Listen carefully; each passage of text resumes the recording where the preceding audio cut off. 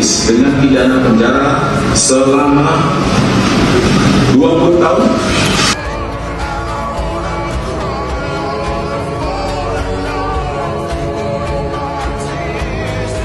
Kejaksaan Agung menetapkan Direktur Utama Pertamina Patraniaga Rifa Sihaan sebagai tersangka dugaan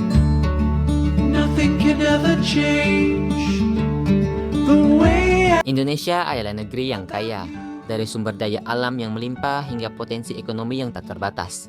Kita seharusnya bisa menjadi bangsa yang berdikari. Namun, ada satu musuh yang terus menghambat kemajuan kita, korupsi.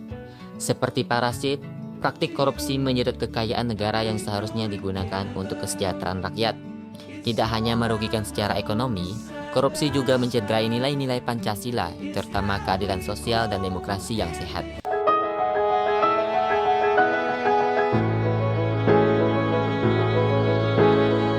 Dalam video ini, kita akan membahas 2 skandal korupsi terbesar di Indonesia saat ini, yang nilainya mencapai ratusan triliun rupiah.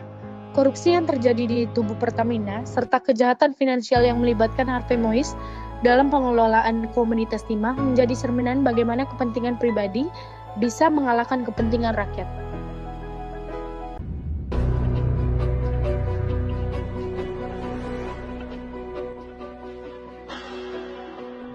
Kasus korupsi pertama berasal dari PT Pertamina, perusahaan energi terbesar di Indonesia. Kejaksaan Agung mengungkap adanya manipulasi dalam pengelolaan minyak mentah dan produksi kilang yang diduga dilakukan oleh oknum pejabat tinggi. Skema korupsinya mencangkup yang pertama, pengaturan produksi kilang secara sengaja, sehingga Pertamina terpaksa mengimpor minyak mentah dalam jumlah besar. Yang kedua, manipulasi harga minyak untuk menguntungkan pihak tertentu. Dan yang terakhir, kolusi antara pejabat Pertamina dan pihak swasta yang berujung pada pengelembungan biaya operasional. Akibat praktik korupsi ini, negara diperkirakan mengalami kerugian hampir 200 triliun. Selain merusak sistem energi nasional, korupsi ini berdampak langsung pada kenaikan harga bahan bakar, yang akhirnya memberatkan masyarakat kecil. Bertentangan dengan Pancasila, sila keempat, keputusan pengelolaan minyak dilakukan demi kepentingan segelintir orang, bukan berdasarkan musyawarah untuk kepentingan rakyat. Dan sila kelima, korupsi ini menciptakan ketimpangan ekonomi dengan masyarakat sebagai pihak yang paling dirugikan akibat kenaikan harga energi.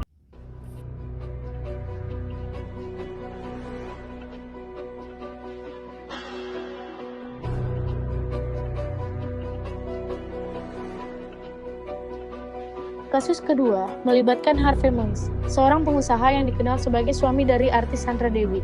Ia diduga terlibat dalam skandal korupsi terkait tata niaga timah di wilayah izin usaha pertambangan atau IUP PT Timah Tbk yang berlangsung dari tahun 2015 hingga tahun 2022. Korupsi ini menyebabkan kerugian negara mencapai 271 triliun rupiah, menjadikannya salah satu skandal finansial terbesar dalam sejarah Indonesia. Praktik ilegal ini tidak hanya menyebabkan kehilangan pendapatan negara, tapi juga merusak lingkungan akibat pertambangan yang tidak terkontrol.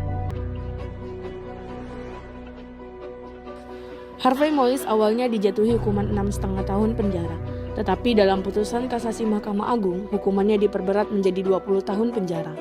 Meski demikian, publik masih mempertanyakan sejauh mana keadilan benar-benar ditegakkan dalam kasus ini. Bertentangan dengan Pancasila, sila keempat, pengelolaan pertambangan dilakukan secara tidak transparan dan tanpa memperhitungkan kepentingan rakyat. Dan sila kelima, korupsi ini menghambat kesejahteraan rakyat serta menciptakan kerusakan lingkungan yang sulit diperbaiki.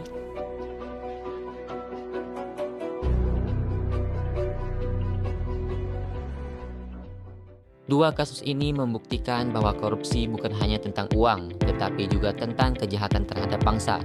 Nilai-nilai Pancasila yang seharusnya menjadi pedoman dalam tata kelola negara justru diabaikan demi kepentingan pribadi dan golongan. Sebagai rakyat, kita harus lebih kritis dalam mengawasi kebijakan pemerintah dan menuntut transparansi serta akuntabilitas. Jika korupsi terus dibiarkan, maka impian Indonesia menjadi bangsa yang maju dan sejahtera hanya akan menjadi bayangan yang kosong. Itulah gambar 2 skandal korupsi terbesar di Indonesia saat ini.